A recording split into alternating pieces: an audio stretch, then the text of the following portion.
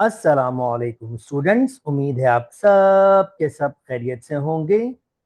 Class 10 AQB पास paper video solving series की एक और वीडियो के साथ आपके सामने हाजिर हूं। मेरा नाम अरसलान शेख है और मैं आपका मैथ्स टीचर हूं। जो मैं आज पास पेपर आप लोगों के लिए सॉल्व कर रहा हूं वो है 2024 का MCQs पेपर। चलिए स्टार्ट करते हैं इसको सॉल्व करना। ऑलरेडी आपको पता है 2023 से ये फार्मूला शीट आपको देना स्टार्ट कर चुके हैं। तो ये बहुत बहुत बहुत बेहतर होगा कि आप जब भी आपको कोई क्वेश्चन करना हो तो आप वो फार्मूला शीट वहां पर देख सकते हैं। ठीक है, और फार्मूला शीट देखना निहायत ही जरूरी है, ये आपके लिए बहुत जरूरी है। तो ये सारे के सारे फार्मूला शीट आपके पास मौजूद है जो मुझे ऑलमोस्ट याद है। तो मैं जब भी कोई एमसीक्यू सॉल्व कर रहा हूँ तो मैं ऑफकोर्स उसके सामने रखूंगा। अगर अगर आपको याद नहीं भी होते तो आप सेकंड पेज से ये फार्मूला शीट्स देख सकते हैं। चलिए स्टार्ट करते हैं पहले एमसीक्यूज को सॉल्व करना। पहला एमसीक्यूज आपके पास है, कहता है consider a given table for a grade 10 student score in mathematics test in certain school. किसी स्कूल में मैथमेटिक्स स्टूडेंट ने स्कोर किया है। The scores are recorded out of 50, 50 से। यानी जिन बच्चों के स्कोर 21 से 25 हैं वो 1 2 3 4 5, यानी वो 5 बच्चे हैं। जिनके स्कोर 26 से 30 हैं वो 3 बच्चे हैं, and so on. The total number of student in grade are 10 are। अब टोटल नंबर ऑफ स्टूडेंट तो ये टोटल नंबर है, यानी समीशन, समीशन मतलब होता है जमा करना, एफ मतलब फ्रीक्वेंसीज का। तो अगर मैं इन सब को ऐड कर दूंगा तो मुझे आंसर मिल जाएगा 5 और 3 8, 10 13, 23, 26, 32। तो ये जो टोटल बच्चे आपके पास इस टेस्ट में जिन्होंने पार्टिसिपेट किया था वो एग्जैक्टली 32 है। उम्मीद करता हूं दोस्तों आपको ये बात समझ आ गई होगी। बिल्कुल इजी पीजी सा एमसीक्यूज था। अच्छा जी, नाउ नेक्स्ट। नेक्स्ट आपके पास पाई चार्ट है। कहता है the given pie chart shows the number of student together with their favourite fruits in the school. यानी pie chart basically representation of data होता है सेक्टर की फॉर्म में। अब ये सेक्टर क्या होते हैं? ये दो लाइंस जिनको हम रेडियल सिगमेंट्स कहते हैं, ये रेडियल सिगमेंट्स, और ये आर्क सर्किल का जो एरिया बनाती है इसको हम कहते हैं सेक्टर। इसको हम कहते हैं sector. Okay, so this is simply a sector. Now next आपके पास अब ये नेक्स्ट इंफॉर्मेशन क्या है कि जो एप्पल स्टूडेंट्स पसंद करते हैं वो 45 हैं। जो ग्रेप्स पसंद करते हैं वो 25 है। 50 बनानास, 40 ऑरेंजेस एंड 60 मैंगोज आपको आपके पसंद करते हैं। अब कहता है what is the percentage of a student whose favourite fruit is orange. अगर आपको परसेंटेज फाइंड करना है तो परसेंटेज वेरी सिंपल होता है। किसी भी क्वांटिटी की percentage, quantity divided by total quantity,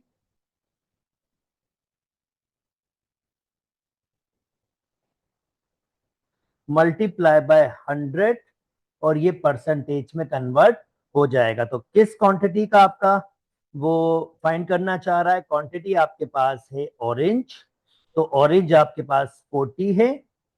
अब डिवाइडेड बाय कितने टोटल स्टूडेंट्स हैं? तो हम इन स्टूडेंट्स को सिंपली ऐड कर लेते हैं। ओके, तो ये 25 प्लस 50 प्लस 40 प्लस 60 प्लस 45, तो ये टोटल 220 आपके पास हैं। तो ये हमारे पास टोटल आपके पास स्टूडेंट है। मल्टीप्लाई बाय 100, ये परसेंटेज में कन्वर्ट हो जाएगा। तो मैं 40 को डिवाइड कर रहा हूं 220 से, और मल्टीप्लाई कर रहा हूं 100 से। तो जो मेरे पास परसेंटेज आ रही है वो 18.18 परसेंटेज आ रही है। 18.181818, ये आपके पास रिपीटिशन आ रहा है जिसको ये राउंड ऑफ कर रहा है 18.2 पे। 18.2 पे, ये 18.1818 जिसको 18.2 पे ये राउंड ऑफ कर रहा है। उम्मीद करता हूं दोस्तों आपको बात समझ आ गई होगी और कंप्लीट अंडरस्टैंडिंग हो गई होगी। ओके, नेक्स्ट आपके पास, ओके जी, नाउ मीन। अब मीन की डिस्कशन है। कहता है if the mean of this one this one this one this one this one is 30। अब मीन का मतलब होता है कि तमाम वैल्यूज का, यानी मीन का फार्मूला क्या होता है, ये एक्स मीन, ये इसका सैंपल होता है। इसका फार्मूला होता है तमाम वैल्यूज को ऐड करो, जो भी वैल्यूज हो, समीशन मतलब ऐड करना, तमाम वैल्यूज को ऐड करो और डिवाइड कर दो नंबर ऑफ वैल्यूज से। तो इस वक्त कितनी वैल्यूज है, 1 2 3 4 5। तो इन सब का मीन दिया हुआ है 30, यानी इस वक्त डेटा में एक्स मीन दिया हुआ है 30 और एन की वैल्यू दी हुई है 5। तो कह रहा है then the value of B, B की वैल्यू आपको फाइंड करके बतानी है। चलें ठीक है, प्रोसेस हमें पता है भाई, मीन बराबर होता है तमाम वैल्यूज को जमा करें, समीशन एक्स मतलब तमाम वैल्यूज को जमा करें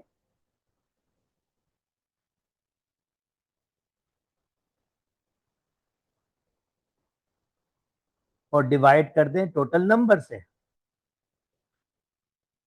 तो जनाब अब इसको सिंप्लीफाई कर लेते हैं, 5 को 30 से मल्टीप्लाई करेंगे। अब नेक्स्ट स्टेप, 30 × 5। अब ऐड कर लेते, 1 बी 2 बी 3 बी 4 और 5, तो ये हो जाएगा 5b। अब देख लेते हैं कांस्टेंट की वैल्यू क्या आती है, -1 -2 -3 -6 और ये b -4 है, सॉरी ये b -4 है। ओके, -1 -2, ये -3 -3 -6 -4 -10। अच्छा, 30 × 5 for the sake of easiness मैं 5 कॉमन ले रहा हूं तो b -2। इससे क्या फायदा होगा, ये 5 से 5 कैंसिल हो जाएगा।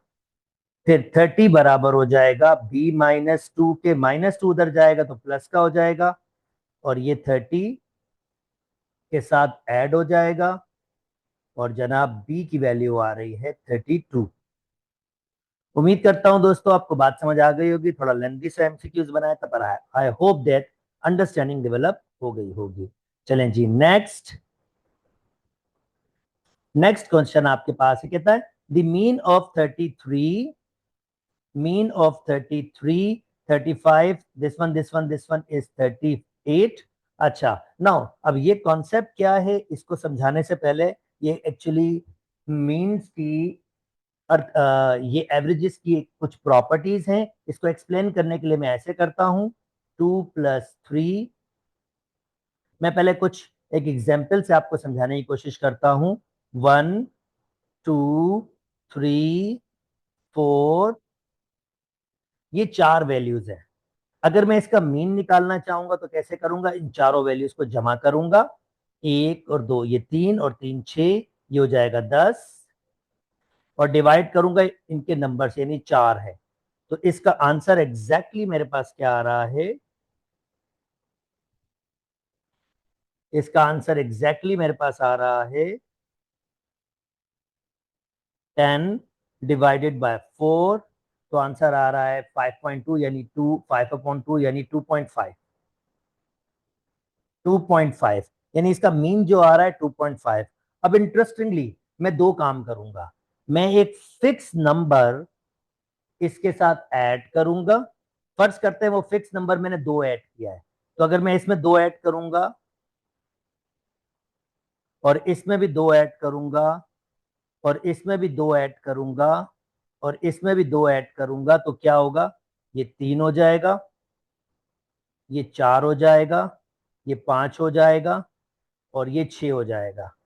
तो अगर मैं अब इसका मीन निकालूंगा, अब इसका मीन, ये न्यू मीन, 3 और 4 7, 7 और 5 12, 12 और 6 18।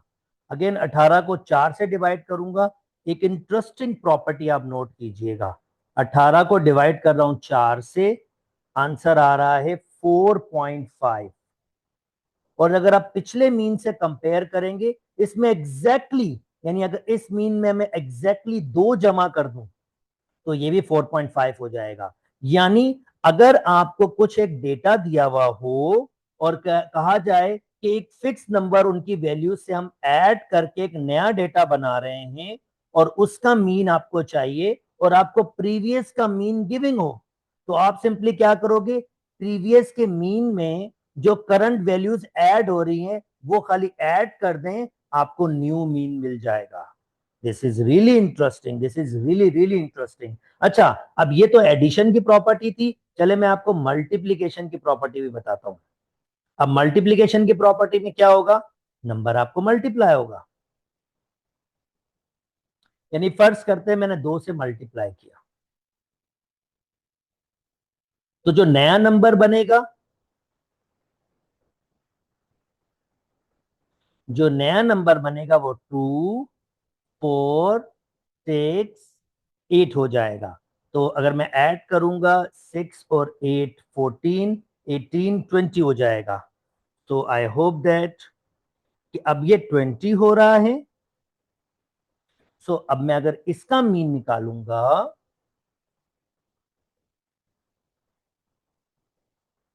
तो इसका मीन कैसे निकलेगा, अब की बार मैं 20 को डिवाइड करूंगा 4 से, क्योंकि 4 वैल्यूज हैं, तो 20 डिवाइडेड बाय 4, आंसर आ रहा है 5। और इंटरेस्टिंगली अब की बार क्योंकि मैंने मल्टीप्लाई किया है, जरा नोटिस कीजिएगा, अगर मैं जो प्रीवियस डेटा है उसको मीन को 2 से मल्टीप्लाई कर दूं, तो जरा आप नोटिस कीजिए 2.5 मल्टीप्लाई बाय 2, तब भी आंसर 5 आ रहा है।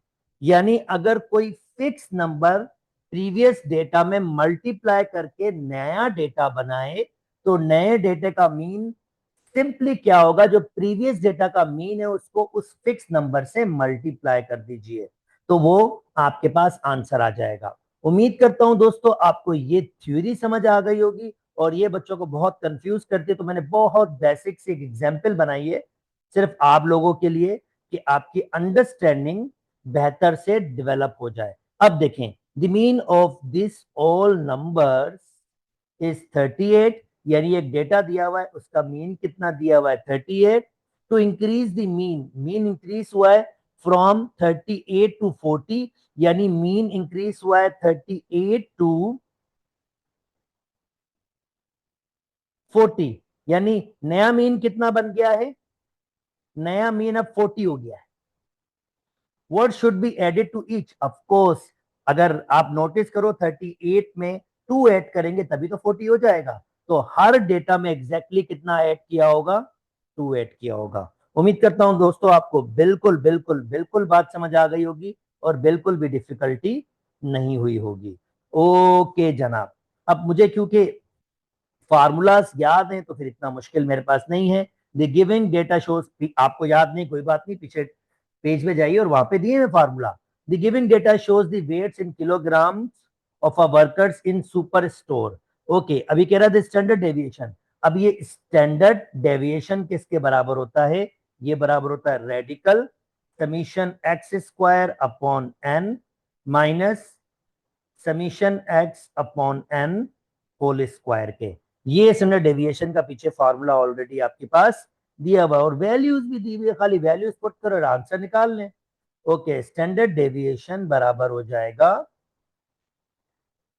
समीशन एक्स स्क्वायर का आंसर ये दिया हुआ है 11316.66 डिवाइडेड बाय टोटल वैल्यूज कितनी है 1 2 3 4 5, टोटल वैल्यूज हैं 5 माइनस समीशन एक्स की वैल्यू ये दी हुई है 237.6 और एन की वैल्यू 5 है और इसका स्क्वायर। अब देखें बिल्कुल स्टेप बाय स्टेप करें स्टूडेंट्स, इस फार्मूले को सॉल्व करने में गलती करते हैं, बिल्कुल स्टेप बाय स्टेप करूंगा। 11316.66 डिवाइडेड बाय 5, तो मेरे पास आ रहा है 2263.332 माइनस, और मैं क्या कर रहा हूं 237.6 को डिवाइड कर रहा हूं 5 से। मैं वो हर स्टेप दिखाना चाह रहा हूं क्योंकि आपके पास सिंपल कैलकुलेटर मौजूद होगा, आपको डिफिकल्टी नहीं होनी चाहिए, गलतियां नहीं हो। ओके, अब मैं क्या करूंगा, 2263.332 को माइनस करूंगा। अब मैं इसका स्क्वायर कर दूंगा, 47.52 का स्क्वायर, तो मेरे पास आंसर आ रहा है 2258.1504। अब मैं जनाब इसको माइनस कर दूंगा आपके पास 2263.332 के, तो मेरे पास जो आंसर बच रहा है 5.1816। और मैंने देखा है बच्चों को ये छोटी छोटी मिस्टेक्स करते हैं इसके अंदर, बहुत उनको मुश्किल लगती है, इसी वजह से मैंने क्या किया है, अब की बार पूरा आपको सॉल्व करके दिया है। और अगर मैं इसका रेडिकल निकालूंगा तो इसका रेडिकल आएगा दिस वन, अप्रोक्सीमेट। देखते हैं इसने आंसर क्या दिया हुआ है, 2.27। जी बिल्कुल, डी आपका करेक्ट ऑप्शन है। उम्मीद करता हूं दोस्तों आपको बात समझ आ रही होगी। ऑफ कोर्स यहां पर आपके पास क्या है, आपको ये छोटी छोटी मिस्टेक करते हैं स्टूडेंट, तो वो मिस्टेक्स को हमने रिमूव करना है। If the range of a data set is 7, range मतलब क्या होता है, आपको रेंज मिलता है highest minus lowest value. Highest value को लोएस्ट वैल्यू से माइनस करते हैं। If the range of a data set, range दिया हुआ है 7 एंड इट्स लोएस्ट वैल्यू आपके पास दी हुई है -3, देन दी हाईएस्ट, ये माइनस माइनस प्लस हो जाएगा, ये +3 हो जाएगा, तो ये +3, 3 को इधर ले आए, 7 -3, तो हाईएस्ट वैल्यू 4 आ रही है। ओके, उम्मीद करता हूं दोस्तों आपको बात समझ आ गई होगी। चले जी, स्टैटिक्स वाले चैप्टर से बाहर आ गए, अलजेब्रा के चैप्टर में आ गए। The highest common factor of this one and this one. तो दोस्तों उम्मीद तो यही है कि आपको अलजेब्रा की अंडरस्टैंडिंग है, नहीं है तो फिर मेरी 9 की वीडियो सीरीज में आप चाहें तो अलजेब्रा को रिव्यू कर सकते हैं। और अगर अलजेब्रा सही नहीं है तो फिर मैट्रिक की वीडियो सीरीज मैंने बनाई हुई है, हर चैप्टर की मैंने इसमें आपके पास बनाई हुई है, डिस्क्रिप्शन में आप देख सकते हैं, वो सीरीज सारी की सारी मौजूद है। आप चाहें तो वहां वहां से उन सीरीज को भी देख सकते हैं। मैंने चैप्टर वाइज हर एसएलओस को कवर किया है, तो वो सीरीज भी मौजूद है। Okay, now next, 4x² - 4x+1। अब देखें यहाँ पर मिल्टन ब्रेकिंग भी हो रही है, अगर आप चाहें तो फार्मूले बंद कर सकते हैं। चलो मैं फार्मूले बंद करवाता हूँ। ये मुझे लग रहा है कि ये लिखा हुआ है, ये लिखा हुआ है A² 2AB+B²। चलो इसको वेरीफाई करते हैं, अगर ऐसा लिखा होगा तो मैं इसको किसके बराबर कर सकता हूँ, A+B² और ये बात तो अलग ही है, यानी ये वाला तो हम अलग सॉल्व करते हैं। पहले हम इसको देखते हैं, 4x² जिसको लिख सकता हूँ 2x² और b 1 का स्क्वायर, फार्मूले में कहता है 2AB -2, a की वैल्यू मेरे पास यहां से नजर आ रही है 2x, b की वैल्यू 1, और आप देख सकते हैं ये हो जाएगा 4x², ये -4x और 1, बिल्कुल ये फार्मूला तो लिखा हुआ है। इसको बंद कर सकता हूं मैं, 2x - 1 होल स्क्वायर, जिसकी फर्दर फैक्टराइजेशन ये हो सकती है, दो दफा माइनस बिल्कुल, ये होल स्क्वायर है, ठीक है, ये होल स्क्वायर है, ये A²B² नहीं है जो एक प्लस एक माइनस, बिल्कुल नहीं, ये गलती स्टूडेंट करते हैं। तो ये मेरा पहला हो गया। अब मैं ये उठाऊंगा, इन दोनों में मेरे पास क्लियरली कॉमन नजर आ रहा है 2x, तो यहां से बचेगा 2x - 1। तो ऑफकोर्स हाईएस्ट कॉमन फैक्टर आप देख सकते हैं, ये कॉमन आपके पास है, तो हाईएस्ट कॉमन फैक्टर होगा 2x - 1, बी आपका करेक्ट ऑप्शन है। अच्छा जी, नाउ अब एलसीएम निकालना है। तो दोस्तों एलसीएम निकालना है, अगर आपको फार्मूला पीछे फार्मूला शीट ऑलरेडी दिया हुआ है, A³ - B³ दिया हुआ है, तो आप पीछे जाओगे, आप देखोगे यार A³ - B³ का तो फार्मूला दिया हुआ है, जो बराबर होता है A² + AB + B²।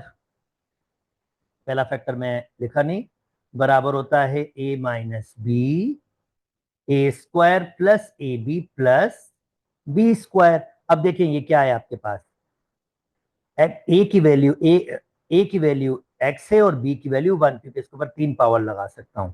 तो बस वैल्यूज पुट कर दें, x माइनस वन, ए का स्क्वायर यानी x का स्क्वायर, फिर x को 1 से मल्टीप्लाई करेंगे तो x ही आंसर आ जाएगा, और 1 का स्क्वायर 1। तो ये मेरा पहला सॉल्व हो गया। दूसरा मुझे सॉल्व करने की जरूरत ही नहीं, क्योंकि वो होगा नहीं ना, वो वैसे ही रहेगा। और एलसीएम कैसे लेते हैं? एलसीएम का तरीका है कॉमन, जो ये रहा, मल्टीप्लाई बाय नॉन कॉमन, जो बच गया। और ये तो फार्मूला वापस से बंद कर दें, एक्स क्यूब माइनस वन। नहीं बंद किया, उनकी मर्जी, सीधे दें, जैसा उनको बेहतर लगे। बंद भी किया जा सकता था, जैसे मैंने कहा, उनकी मर्जी, जैसा वो खुद करें चाहें। ओके, अब इसको सिंप्लीफाई कर लेते हैं। तो लिखा हुआ है x minus Y whole square. भाई स्क्वायर और अंदर माइनस हो तो खत्म हो जाता है, टाइम जाया करने की जरूरत नहीं है, खाली ये लिख दें। अब जब आपके पास क्या होता है, डिनोमिनेटर सेम होते हैं, तो ये इजी पीजी हो जाता है। X minus Y whole square LCM आ जाएगा, और ऊपर वैल्यूज को खाली जमा कर दें। तो ये 2 upon X minus Y whole square हो जाएगा। 2 upon X minus Y whole square, ये आपका आंसर है। ओके जी, अब इसको सिंप्लीफाई कर लेते हैं। तो जनाब 3x x square minus 2x plus 1, again ये फार्मूला बन रहा है आपके पास, ए स्क्वायर, अभी बताया था आपको, 2a की वैल्यू x और b की वैल्यू 1 बनेगी इसमें, और फिर b का स्क्वायर। यही चीजें देखें, a square 2ab plus B square, यही लिखा हुआ है, तो इसको फार्मूले बंद कर सकता हूँ। डिवाइड को मल्टीप्लाई में ले जाऊंगा, x माइनस वन ऊपर, x नीचे, 3x। आप चाहें तो मल्टा ब्रेकिंग भी कर सकते हैं, पर वो स्टेप बढ़ाएगा आपका खाली। ओके, तो ये formula A square minus 2ab plus B square, A minus B whole square multiply by X minus one X. एक तो कैंसिल कर देते हैं, इससे भी कैंसिल कर देते हैं, तो रिमेनिंग बचेगा 3 upon X minus one. D हमारा करेक्ट ऑप्शन है। उम्मीद करता हूं दोस्तों बात समझ आ गई होगी। ओके भाई, ये किसको रिड्यूस करके ये बनाया होगा? अच्छा जी, चेक करें चेक करें, x plus one X minus one, ये एक कैंसिल, फिर भी बचेगा। चलो खैर, सॉल्व करना स्टार्ट करता हूँ। इसको चेक करते हैं पहले वाले को, कि इसको रिड्यूस करके तो ये बना सकते हैं या नहीं। तो एक्स स्क्वायर माइनस वन को लिख सकते हैं एक दफा प्लस में और एक दफा माइनस में। X minus three X minus one, X minus one से एक्स माइनस वन कैंसिल, पर ऊपर दो बच गए, ऐसा नहीं चलेगा, तो ये नहीं है। और अगर मैं नोटिस करूं तो ये भी इसी को फॉलो करेगा, कोई फर्क पड़ेगा नहीं। इसको चलाते हैं, सी वाले को ट्राई करते हैं। तो X plus one X minus one X minus three X minus three whole square X minus one. X minus one cancel, एक से एक कैंसिल, ऊपर बचेगा एक्स प्लस वन, नीचे बचेगा X minus three. Bingo, C answer है। Okay, again अभी हमने फार्मूला बनाना सीखा था, वही फार्मूला वापस यूज हो रहा है आपके पास। कैसे? चले आइए ये भी देख ले। ओके, 6 4, तो मैं इसको दे रहा हूं 3 और इसको दे रहा हूं 2, ये मेरा ए स्क्वायर हो गया। ए स्क्वायर, ए की वैल्यू मिल गई है, थोड़ा सा एक्सटेंड करके 1/4 को 1/2, ये मेरी बी की वैल्यू मिल गई है। अब फार्मूले में क्या होना चाहिए? बीच में प्लस है, फार्मूला होना चाहिए 2, ए की वैल्यू क्या है? टी क्यूब एस स्क्वायर, और बी की वैल्यू 1/2 है। और नोटिस करेंगे 2 से 2 कैंसिल हो गया, और वही T square T cube upon s square, यानी ये फार्मूला ही बना हुआ, बस ये 2 से 2 से डायरेक्ट कैंसिल कर दिया। तो ये फार्मूले बंद होना चाहिए, t cube upon s square plus 1/2 whole square, square से radical cancel, t cube upon s square plus 1/2, और ये मेरा आंसर हो जाएगा, यानी कि सी मेरा करेक्ट ऑप्शन होगा। उम्मीद करता हूं दोस्तों आपको ये बात समझ आ गई होगी, पार्शियल फ्रैक्शन। अच्छा जी, अब ये टाइप आपके पास है रिपीटिंग लीनियर फैक्टर्स की। रिपीटिंग क्यों है? क्योंकि 3x प्लस टू 2 दफा रिपीट हो रहा है। और लीनियर क्यों? क्योंकि x का हाईएस्ट पावर 1 है। और ये प्रॉपर फ्रैक्शन भी है, क्योंकि ऊपर हाईएस्ट पावर 1 है और नीचे टोटल हाईएस्ट पावर 3 होगा। यहाँ से 2 और यहाँ से 1, स्क्वायर है ना, तो यहाँ से 2 और यहाँ से 1, 3 होगा, तो ये प्रॉपर फ्रैक्शन भी है। बहरहाल ये कैसे बनता है, 3x minus 7 upon 3x+2 whole square 3x+7। तफसील से अगर आपको समझना है तो इसकी प्लेलिस्ट मौजूद है, डिस्क्रिप्शन में मैंने प्लेलिस्ट का लिंक दिया हुआ है, आप चाहें तो पूरा पार्शियल फ्रैक्शन चैप्टर देख सकते हैं। ओके, तो ये बराबर होगा a अपॉन 3x+2 एक पावर, फिर b अपॉन 3x+2 फिर 2 पावर, हाईएस्ट 2 तक गया तो 2 तक करेंगे, फिर अगला c अपॉन 3x+7 वो दे देंगे। अब देखें इसमें से कौन सा है, ये नहीं होगा, सी तक का होगा, दिस वन बिल्कुल सी आपका करेक्ट ऑप्शन है। देख लूं, इसमें माइनस दिया, यस ठीक है, दोनों में डिफरेंस है, सी आपका करेक्ट ऑप्शन है। Okay next 14 the solution of this one. अब इसका सॉल्यूशन, इसमें एक्स की वैल्यूज फाइंड करनी होगी। तो भाई ये 2x है, ये -2x है, मैं क्या करूंगा, 2x को इधर ले आऊंगा, प्लस का हो जाएगा, -3 को वहां ले जाऊंगा, -3 +3 हो जाएगा। ओके, ये 4x हो जाएगा और यहाँ पर 0, और x की वैल्यू 0 डिवाइड बाय 4 यानी कि 0। तो ए आपका करेक्ट ऑप्शन होगा। उम्मीद करता हूं दोस्तों बात समझ आ गई होगी। एब्सोलूट वैल्यू, अब इसको समझने के लिए एब्सोलूट वैल्यू की डेफिनेशन को समझना होगा। पहले तो ये देख लें एब्सोलूट वैल्यू का मतलब क्या होता है।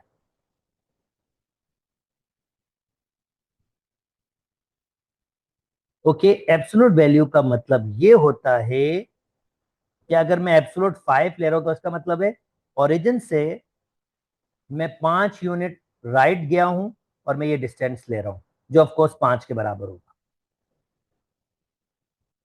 और अगर मैं कह रहा हूं एब्सोलूट वैल्यू ऑफ -3, तो इसका मतलब क्या होता है, मैं ओरिजिन से 3 लेफ्ट गया हूं और मैं इसका डिस्टेंस फाइंड कर रहा हूं, जो ऑफ कोर्स 3 होगा, डिस्टेंस कोई नेगेटिव होता नहीं है। तो ये एब्सोलूट वैल्यू की डेफिनेशन है। अब ये क्या कह रहा है, एब्सोलूट वैल्यू का आंसर नेगेटिव, ये तो हो ही नहीं सकता, एब्सोलूट वैल्यू तो डिस्टेंस है, वो तो नेगेटिव हो ही नहीं सकता, ये तो इम्पॉसिबल है। तो हम इसको डायरेक्ट बोलेंगे भाई सॉरी, एब्सोलूट वैल्यू नेगेटिव नहीं हो सकता। एब्सोलूट वैल्यू 0 आना, बिल्कुल, मैं ओरिजिन पर ही हूं, मैं इसको ऐसे कहूंगा, मैं ओरिजिन से ओरिजिन का डिस्टेंस ले रहा हूं और ऑफकोर्स वो 0 होता है, ये तो पॉसिबल है। ओके नेक्स्ट, एब्सोलूट वैल्यू का आंसर ग्रेटर देन 0, बिल्कुल होता है भाई, इन तमाम वैल्यूज के लिए उसका आंसर ग्रेटर देन 0 होता है, ये भी एक्सेप्टेबल है, यानी 2 और 3 एक्यूरेट है, ये आपका आंसर होगा डी। अच्छा जी, नेक्स्ट मूव करते हैं। कहता है 2 times a number x reduced by 3 is 5। 2 times a number x reduced by 3 is 5, या 2x minus 3 is equal to 5, ये आप कह रहा है रिड्यूस बाय 3 इट्स 5। तो ये हमारा बी जो है जनाब, 2 टाइम्स, एक मिनट देख लूं, 2 times a number x reduce by 3, 2 times a number x reduce by 3, sorry, ये इसका मतलब ये होगा,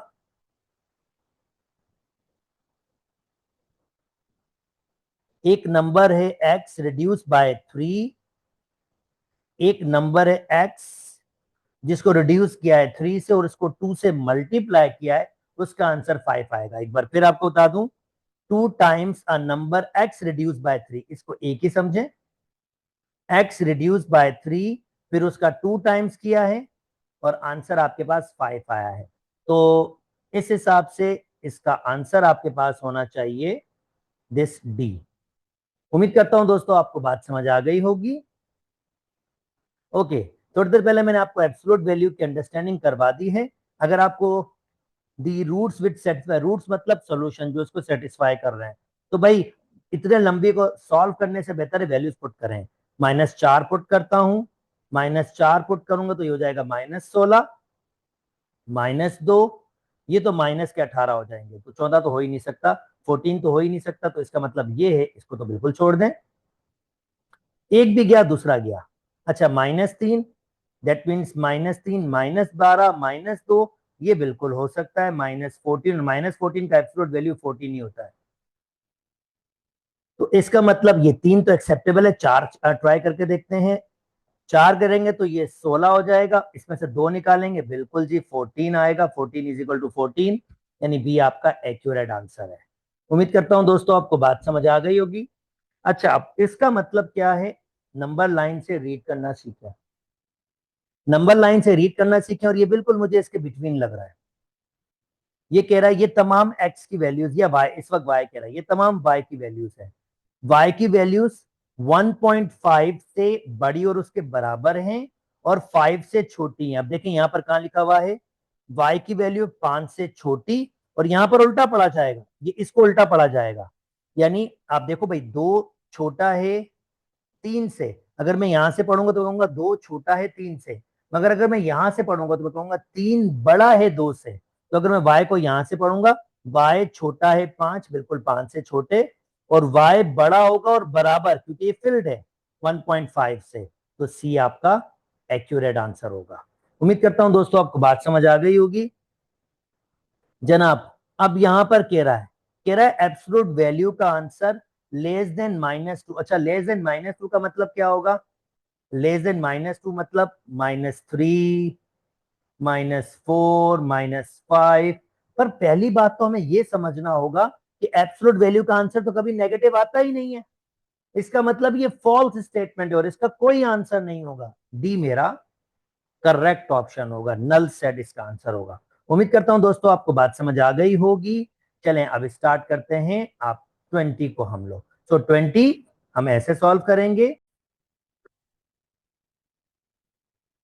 If a comma b is the point in a Cartesian plane and a is greater than 0 and b is less than 0, then the point lies in which quadrant? तो पहले तो आप ये समझ लें क्वाड्रेंट का मतलब क्या होता है। भाई क्वाड्रेंट का मतलब ये होता है, अब ट्रिग्नोमेट्री में क्वाड्रेंट को डिफरेंट तरीके से सोचा जाता है, और अगर कार्टेशियन प्लेन में हो तो क्वाड्रेंट को डिफरेंट तरीके से सोचा जाता है।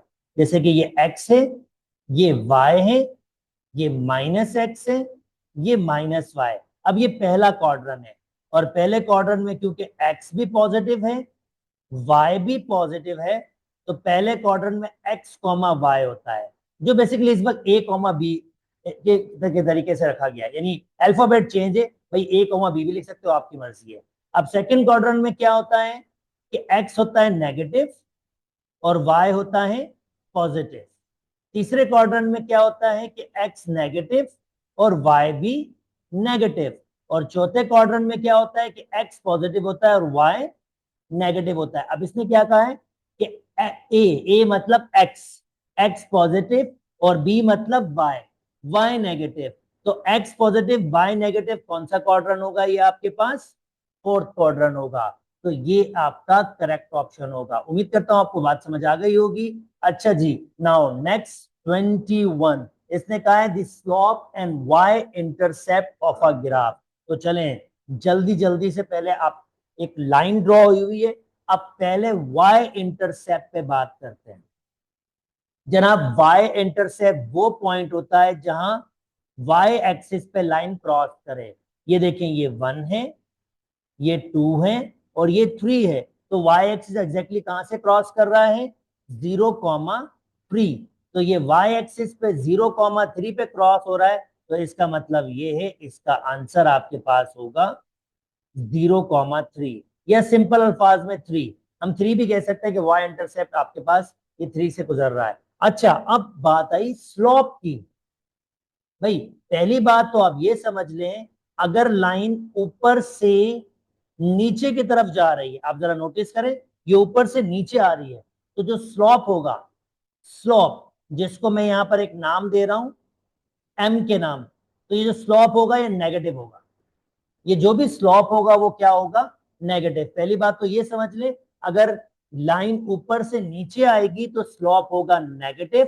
सिमिलरली अगर लाइन नीचे से ऊपर जा रही होती, ऐसी कोई लाइन होती, तो इसका स्लोप होता पॉजिटिव।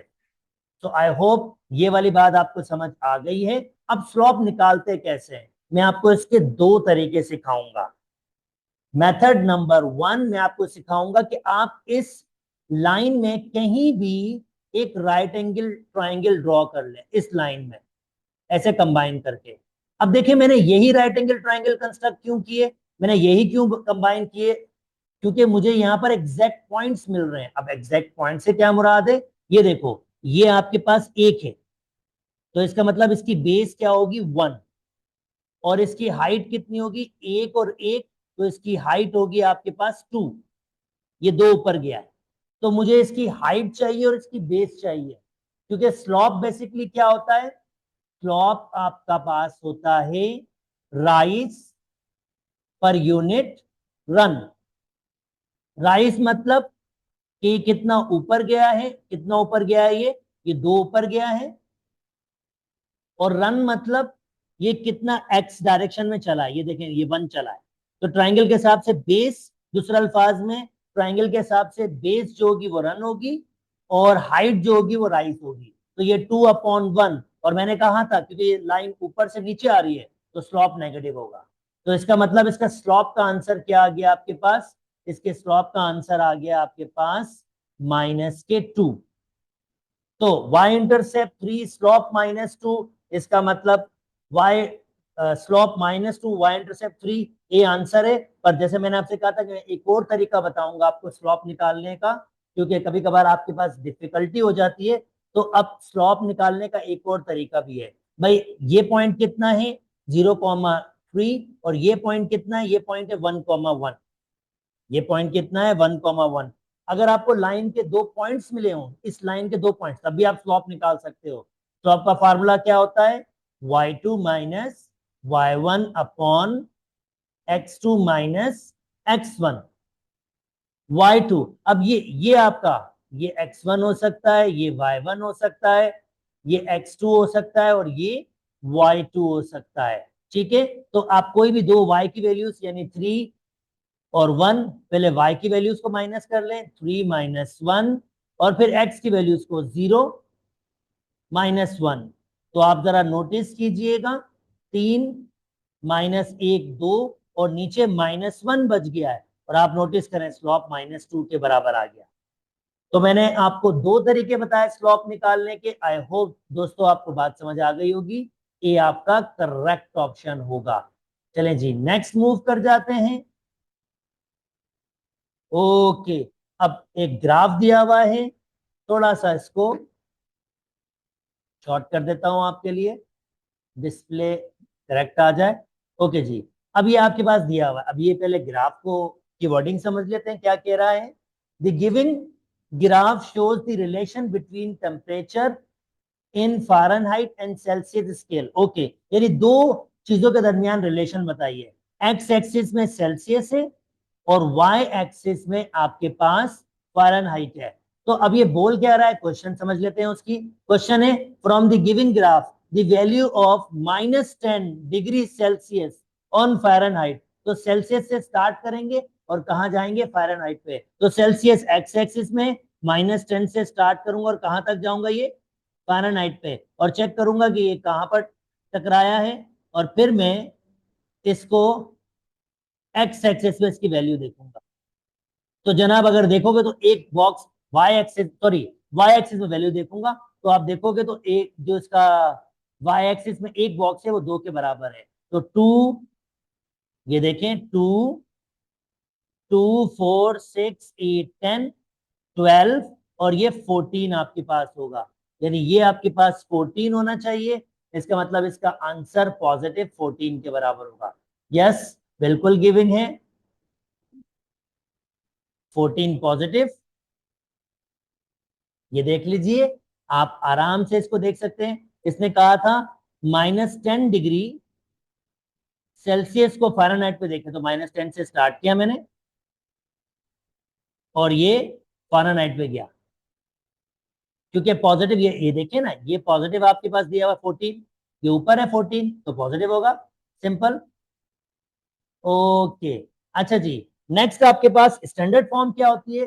स्टैंडर्ड फॉर्म ये होती है, जब भी आपसे कहे कि क्वाड्रेटिक की स्टैंडर्ड फॉर्म बनानी तो आप क्या करोगे? A x square plus b x plus c equal to 0, ये कहलाती है स्टैंडर्ड फॉर्म। अब इसको कैसे बनाएंगे? एक्स स्क्वायर अपनी जगह पर, मैं 2x को यहां ले आऊंगा, माइनस का हो जाएगा, और ये 3/2 इसी जगह पर ऑलरेडी मौजूद है, इक्वल टू 0। अब बस मैं इसको सिंप्लीफाई करूंगा, देखिए मैं इसको सिंप्लीफाई कैसे कर लेता हूं। ओके, सो मैं लूंगा इसका एलसीएम, 2 एलसीएम हो जाएगा। अब जिसके पास एलसीएम नहीं होगा वो एलसीएम उससे मल्टीप्लाई हो जाएगा, और जिसके पास होगा उसको वैसे ही रख लूंगा, equal to 0। Okay, by cross multiplication 2 0 से मल्टीप्लाई हो जाएगा, तो क्या बन जाएगा? 2x² minus 4x plus 3 is equal to 0। इसका मतलब इसका ऑप्शन होना चाहिए आपके पास बी। बी आपका करेक्ट ऑप्शन है।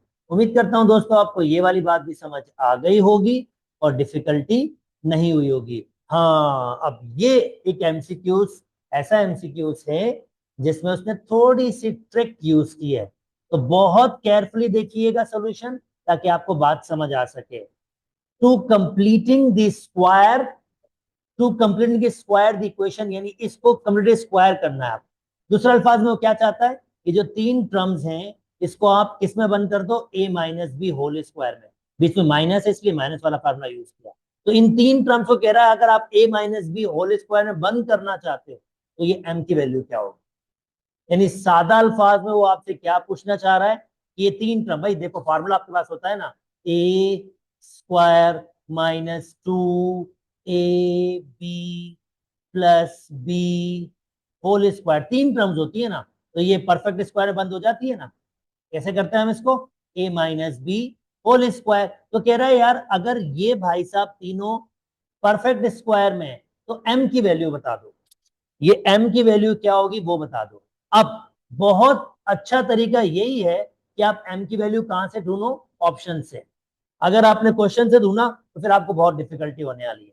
अब जल्दी से, क्योंकि ये जो बी एम की वैल्यू होती है ये पॉजिटिव होती है, कभी भी नेगेटिव हो नहीं सकती, तो मैं दो ऑप्शन तो काट रहा हूं, क्योंकि दो वैल्यूज क्या है? वो नेगेटिव है, तो वो तो आपके पास कट गई।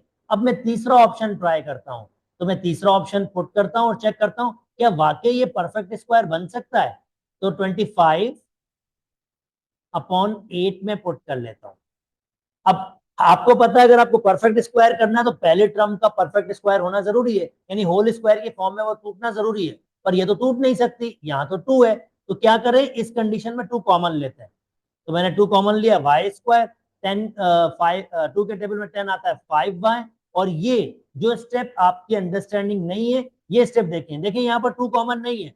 अब जब भी कॉमन नहीं होगा बच्चों, जब भी कॉमन नहीं होगा, जो भी कॉमन होगा वो डिवाइड में आएगा, जो भी कॉमन होगा वो डिवाइड में आएगा। अब देखो ऐसा मैं क्यों कर रहा हूं, नोटिस करो। अब मैं अगर 2 से मल्टीप्लाई करूंगा, देखो ये वापस बनेगी 2y² माइनस के 10y। जब 2 को इससे मल्टीप्लाई करूंगा, 2 मल्टीप्लाई बाय 25/8 मल्टीप्लाई बाय 2, लेकिन 2 से 2 कैंसिल हो गया, वही चीज वापस बन गई जो ऊपर बनी हुई थी आपके पास। इसका मतलब जब चीज कॉमन नहीं होती तो हम क्या करते हैं, हमें ये ट्रिक यूज करनी पड़ती है कि हम अगर कॉमन लेंगे फोर्सली तो वो चीज डिवाइड में चली जाएगी। अच्छा जी, अब यहां तक पहुंच गया मैं, और नेक्स्ट मेरे पास से 2, तो यहां आ गया मेरे पास ए स्क्वायर। अब मैं ये फार्मूला बनाने की कोशिश कर रहा हूं, देखता हूँ फार्मूला बनता है या नहीं बनता। फिर मेरे पास फार्मूले और ये परफेक्ट स्क्वायर के टर्म्स देख लेता हूँ। ये देखे 25/16 है, 25/16, इसका मतलब क्या होगा? 25/16 है, तो 25 का आपका बन जाएगा, 25 का आपका बन जाएगा 5, और 8 टू द 16 का बन जाएगा 4। ये मैंने बी स्क्वायर बना दी। अब मेरे पास क्या बनना चाहिए? 2ab, तो ये मेरी ए की वैल्यू है, ये मेरी बी की वैल्यू। -2, ए की वैल्यू क्या होगी? y, और बी की वैल्यू क्या होगी? 5/4। अच्छा अब नोटिस करें, अगर मैं कह रहा हूं कि ये बना है, अगर मैं इसको कैंसिल आउट करूंगा तो मेरे पास कितना बच रहा है? 5y/2, पर मुझे तो 5y चाहिए। इसका मतलब ये है कि ये ऑप्शन करेक्ट नहीं है, क्योंकि मैंने वैल्यूज पुट की और परफेक्ट स्क्वायर बनाने की कोशिश की, परफेक्ट स्क्वायर बन ही नहीं रहा है। इसका मतलब ये वैल्यू भी सही नहीं है। और देखें डी सही क्यों होगी, चलें इसको भी वेरीफाई करवाते हैं कि डी सही क्यों होगी। अगर आप वैल्यू पुट करते, ये देखें ये सब चीजें वापस आएंगी, अगर आप वैल्यू पुट करते 25/2, तो देखें क्या होता, 25/2, तो ये वही माइनस के 5y, अब की बार कितना होता 25, 2 से ये 2 और आता तो ये 4 होता, पिछली बार 8 हुआ था तो अब की बार क्या हो जाता 4। और अगर आप सिंप्लीफाई करते तो कैसे बनाते हैं आप, इसको आप 2 बनाते हैं, और यहां पर भी क्या देना पड़ता है आपको, 2 देना होता है। और देखें 2 से 2 कैंसिल हो रहा है और रिमेनिंग क्या बच रहा है सिर्फ आपके पास 5y जो ऊपर मौजूद है। इसका मतलब ये ऑप्शन आपका करेक्ट ऑप्शन। और ये काफी काफी टेक्निकल एमसीक्यूज दिया था इन्होंने, अच्छा खासा मुश्किल एमसीक्यूज दिया था, जिसको सोच समझ के ही आप कर सकते हैं। क्योंकि यहाँ पर इन्होंने खाली ये ही नहीं, इस 2 वाला कॉन्सेप्ट भी दिया था, जो परफेक्ट स्क्वायर नहीं था, जो मुझे कॉमन लेना था। और नॉर्मल स्टूडेंट इसमें मिस्टेक करते हैं। और नॉर्मल स्टूडेंट क्या मिस्टेक करते हैं, वो इस ऑप्शन को लेते हैं क्योंकि ये परफेक्ट स्क्वायर नंबर है, और स्टूडेंट समझते हैं कि ये नंबर तो परफेक्ट स्क्वायर होता ही होता है, भाई बी स्क्वायर होता है ना, तो इसी वजह से इस ऑप्शन को बहुत चूज करते हैं। उम्मीद करता हूँ दोस्तों आपको ये बात समझ आ गई होगी। अगर और तफसील से आपने समझना है तो मैं डिस्क्रिप्शन में मैंने अपनी प्लेलिस्ट AQB10 रखी हुई है, वहां देख के आप इसको और तफसील से समझ सकते हैं। चलें जी, डिस्क्रीमेंट आ गया है। अब डिस्क्रीमेंट का मतलब क्या होता है, तो वो तो आपको हम जस्ट पहले मैं डिस्क्रीमेंट का फॉर्मूला बता देता हूँ। डिस्क्रीमेंट बराबर होता है B² - 4AC के। और डिस्क्रीमेंट का मतलब सिंपल होता है कि आपको वो ये बताता है कि आपके पास ये जो आंसर आए क्वाड्रेटिक इक्वेशन का किस सेट से आएगा, क्या ये रियल नंबर से आएगा या ये कॉम्प्लेक्स नंबर से आएगा। और फिर रियल नंबर में भी दो हिस्सों में टूट जाता है, क्या ये रैशनल होगा या इररेशनल आपके पास। खैर ये थ्योरी आपके पास है, पर यहाँ पर क्वेश्चन बहुत सिंपल सा, मैं इसके डिटेल में नहीं जा रहा, ऑलरेडी प्लेलिस्ट मैंने दी है, अगर जिसको तफसील से देखना है, जिस चैप्टर को भी सही तरह समझना है तो वो प्लेलिस्ट में जाके देख सकता है। यहाँ पर सिंपल कह रहा है डिस्क्रीमेंट। स्टेप नंबर 1 मैं क्या करूंगा, 5x², ये 20 को यहाँ लेके आऊंगा, ये -20 हो जाएगा, बीच में जगह क्यों छोड़ी है भाई, x की वैल्यू मिसिंग है तो 0x करूंगा उसको मैं, ताकि मैं क्वाड्रेटिक इक्वेशन को कंप्लीट कर सकूं, ताकि मैं शो कर सकूं ए की वैल्यू क्या है, बी की वैल्यू क्या है और सी की वैल्यू क्या है। जब कोई वैल्यू मिसिंग होगी तो आप कैसे दोगे, 0 करके उसको वैल्यू दोगे। अब फार्मूला क्या होता है, B² - 4AC, ए की वैल्यू 5 है, बी की वैल्यू 0 है और सी की वैल्यू -20 है। वैल्यूज पुट कर देते हैं डिस्क्रीमेंट में, 0 का स्क्वायर -4, ए की वैल्यू 5 और सी की वैल्यू -20, और आंसर कितना आ रहा है आपके पास 400, और 400 आपके पास डी की वैल्यू है, तो ये डिस्क्रीमेंट का आंसर आ गया। 400 और भी चीजें बता रहा है, पर क्योंकि क्वेश्चन की डिमांड इतनी ही है तो मैं उसको शॉर्ट ही रखता हूँ। ओके दोस्तों, एक और मजेदार सा एमसीक्यू आया है जो बेसिकली वर्ड प्रॉब्लम है। चलें अब इसको बिल्कुल बेसिक तरीके से समझाते हैं ताकि आपको बिल्कुल डिफिकल्टी ना हो। जब भी वर्ड प्रॉब्लम आए दोस्तों, पहला स्टेप ये होगा कि वर्ड प्रॉब्लम्स को अच्छी तरीके से पढ़ें। Aswar walks at an average speed of this much km/h for x hour, यानी उसकी स्पीड जब वो वॉक कर रहा था इतनी थी, और एक x आवर्स तक वो चला, 1 घंटा नहीं x आवर तक चला, कोई x आवर्स है। ही साइकिल्स एट द एवरेज, फिर क्या हुआ कि उसको साइकिल मिल गई है। अब वो साइकिल पर चलना, साइकिल चला रहा है, और साइकिल की स्पीड कितनी है, इतनी स्पीड है, और स्टिल वो x आवर पर ही चल रहा है। यानी उसकी जर्नी बेसिकली दो चीजों पर है, पहली वॉक कर रहा है और दूसरा क्या कर रहा है, फिर वो आपके पास साइकिलिंग कर रहा है, तो उसकी जर्नी दो पर है।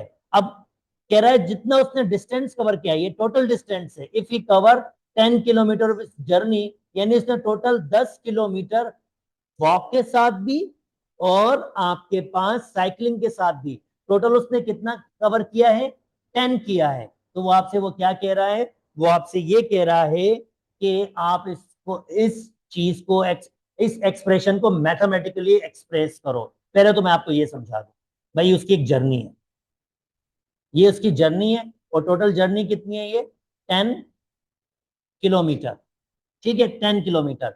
अब पहले वो वॉक कर रहा है और डिस्टेंस कवर कर रहा है, जिसको मैं डिस्टेंस 1 कहूंगा।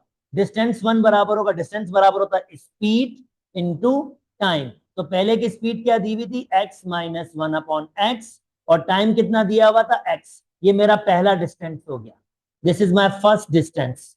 नाउ माई सेकेंड डिस्टेंस, भाई वो साइकिलिंग भी तो कर रहा है ना, साइकिलिंग कैसे कर रहा है वो, 3x+2, ये साइकिलिंग की स्पीड है, और उसने कितना आवर्स में कम किया है, x आवर्स में। तो डिस्टेंस बराबर होता है स्पीड इंटू टाइम, ये डिस्टेंस का फॉर्मूला है। अब ये दोनों डिस्टेंस जब मैं ऐड करूंगा तो उसकी टोटल जर्नी होगी, और टोटल जर्नी कितनी है उसकी, 10 किलोमीटर आपके पास। तो पहले मैं पहला रखूंगा, x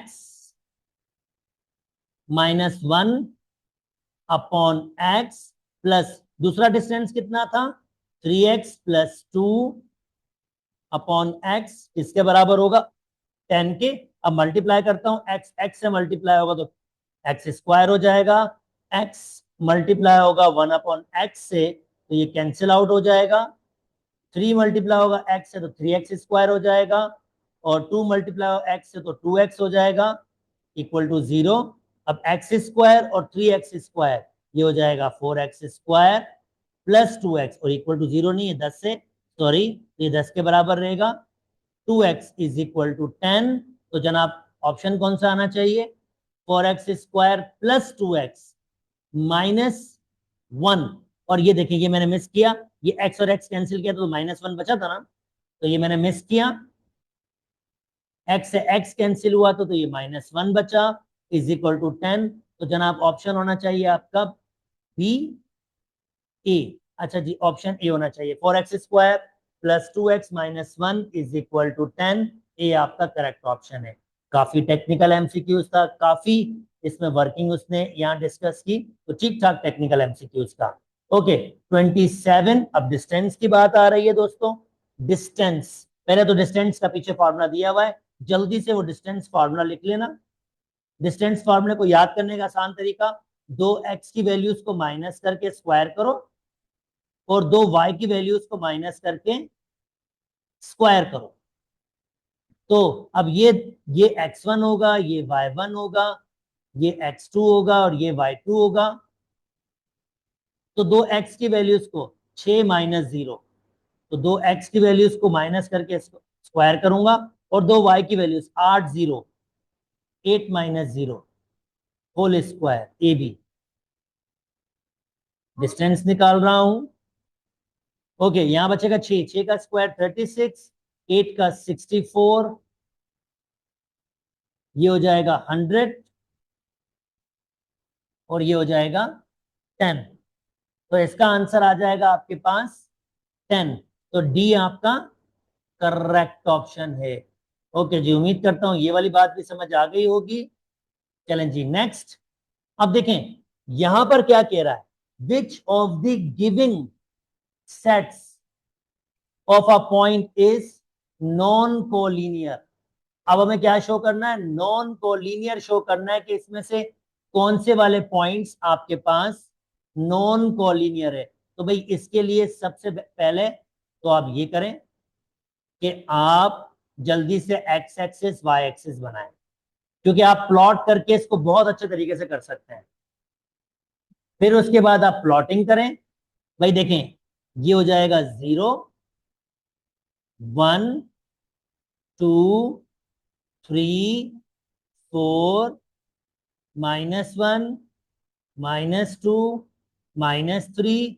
अच्छा ये 5 तक जा रहा है, तो 5 तक जाए भाई, फिर ये 5, और ये नेगेटिव तो नहीं गया, ठीक है, 1 2 3 4 5, चलें ये -1। तो पॉइंट्स प्लॉट कर लें, पॉइंट्स प्लॉट करेंगे, 0 पे 1, 0 पे 1 ये रहा, 0 पे 3, 0 पे 3 ये रहा, मैं पॉइंट्स डिफरेंट कलर से करता हूं, 0 पे 3 ये रहा, और 0 पे 5, और 0 पे 5 ये रहा।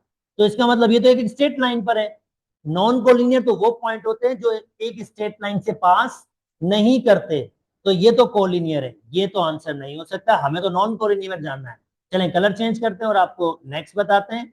1,0, ये 1,0 है, 3,0, ये 3,0 है और 5,0 ये 5, ये भी एक स्ट्रेट लाइन पे है। ये भी आंसर नहीं होगा भाई, ये भी बिल्कुल आंसर नहीं होगा। चलें जी, अलग कलर करते हैं। अब -1,-0 ये रहा, 0,1 ये रहा, और 0,0 ये रहा। अरे जनाब, ये एक लाइन नहीं, ये तो ट्राइंगल बना रहे हैं। ऑफ कोर्स, जब तीन नॉन कोलिनियर पॉइंट होते तो एक ट्राइंगल ही बनाते हैं। तो इसका मतलब ये मेरा करेक्ट ऑप्शन होगा। उम्मीद करता हूं दोस्तों आपको ये वाली बात भी बिल्कुल समझ आ गई होगी। चलें जी, next next next next next. Okay जनाब, अब ये स्ट्रेट फॉरवर्ड आपके पास है, डिग्री मिनट सेकंड।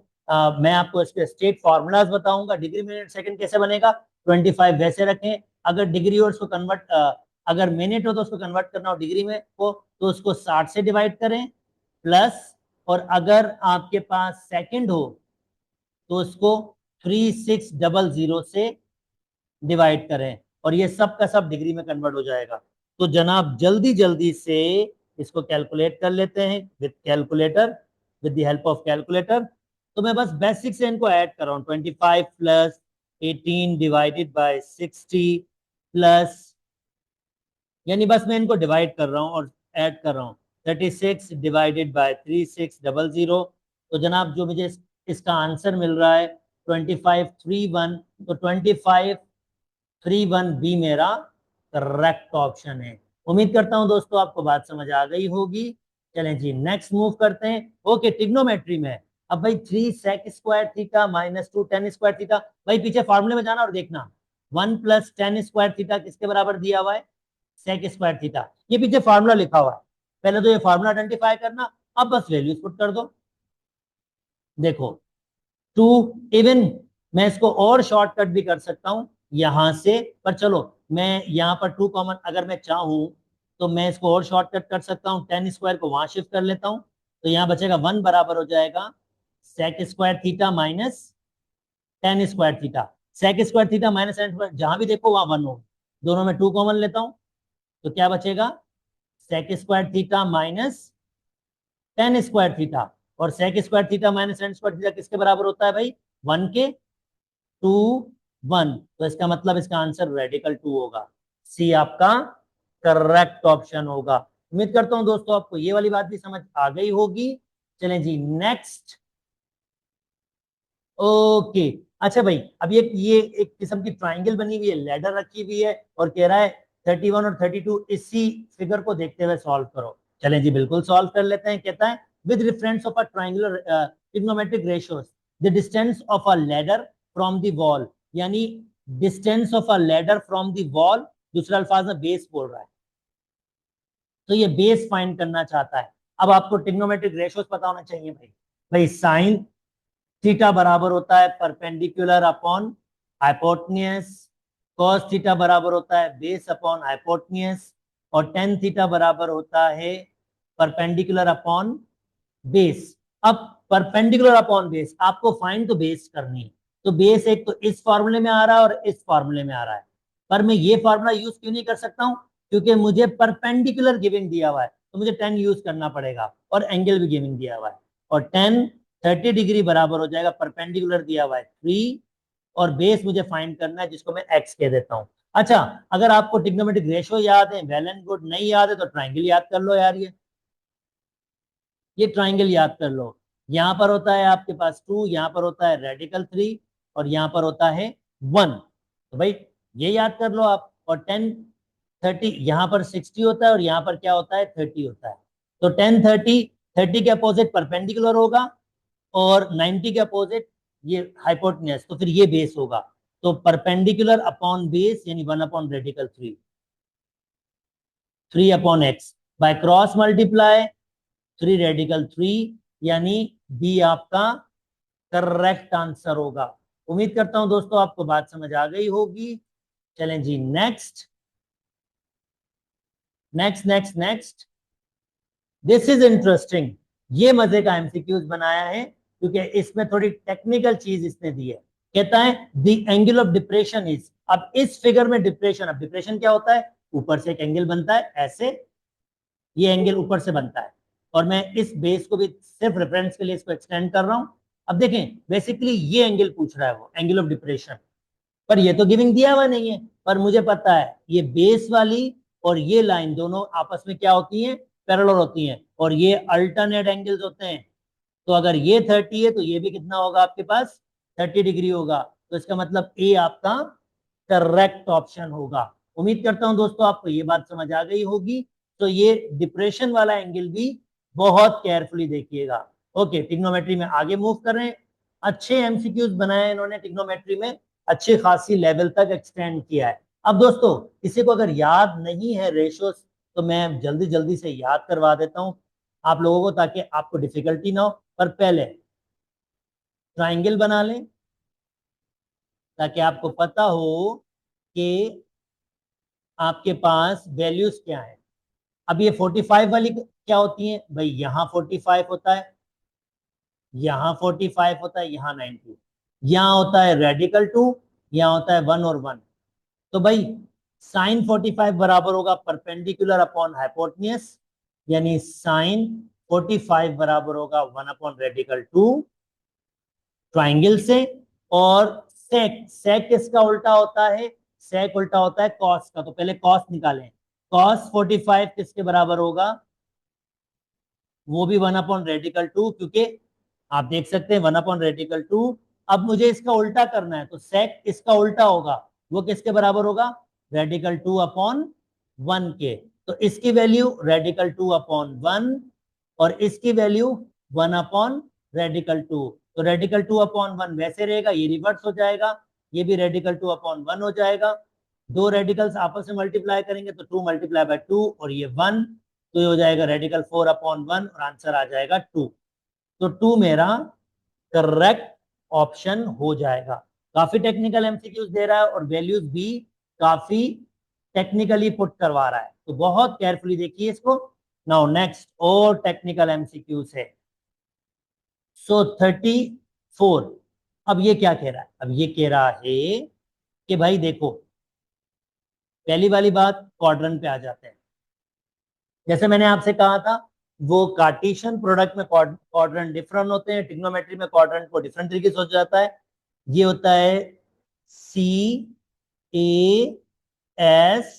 जिसे हम कहते हैं cast. A stand for all trigonometric ratio, यहाँ पॉजिटिव होते हैं। सेकंड क्वाड्रेंट में आपके पास क्या होता है, साइन और कोसेक पॉजिटिव, बाकी तमाम नेगेटिव। 10, थर्ड में 10 और कॉट पॉजिटिव, बाकी तमाम नेगेटिव। और फोर्थ में कॉस और सेक पॉजिटिव, बाकी तमाम नेगेटिव। और आपको क्या करना है, कहता है अगर मैं साइन एक्स की वैल्यू ये दे दूं एंड द टर्मिनल एंगल कहां पर है, सेकंड क्वाड्रेंट, सेकंड क्वाड्रेंट में, तो कॉट बताएं।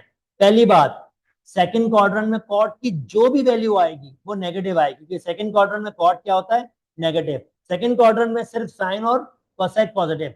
तो भाई ये दो आंसर तो काट दें, ये दो आंसर तो आप काट दें, क्योंकि नेगेटिव ही आंसर आएगा, पॉजिटिव तो हो नहीं सकता। अब ये आंसर निकालने की टेक्निक सीखें। ट्राइंगल बनाएंगे, राइट एंगल ट्राइंगल बनाएंगे, और फिर आप साइन किसके बराबर दिया हुआ है, परपेंडिकुलर अपॉन हाइपोटेन्यूज। ये परपेंडिकुलर होगा और ये हाइपोटेन्यूज, और ये एंगल एक्स है। तो आपको पहले बेस फाइंड करनी होगी पैथागोरस से।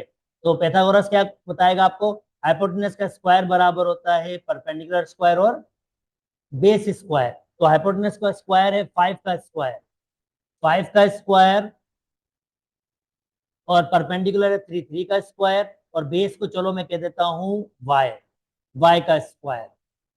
तो ये हो जाएगा 25 is equal to 9 plus y square, 9 वहां माइनस कीजिए,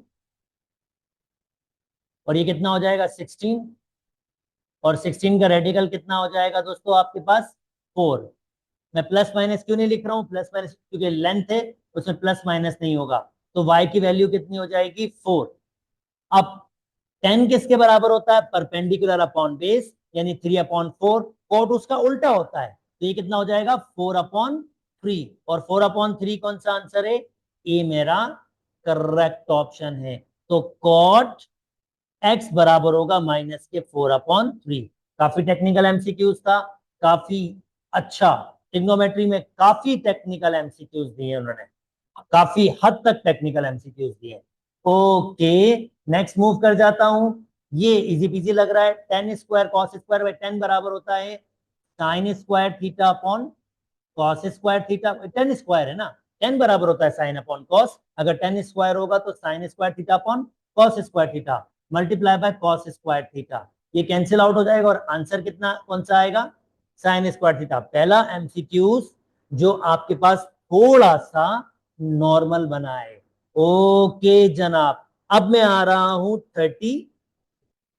36 पे, जो और भी टेक्निकल है, क्योंकि आपके पास साइंटिफिक कैलकुलेटर तो मौजूद है नहीं। अब देखो इसको किस टेक्निक से आपको सॉल्व करना होगा।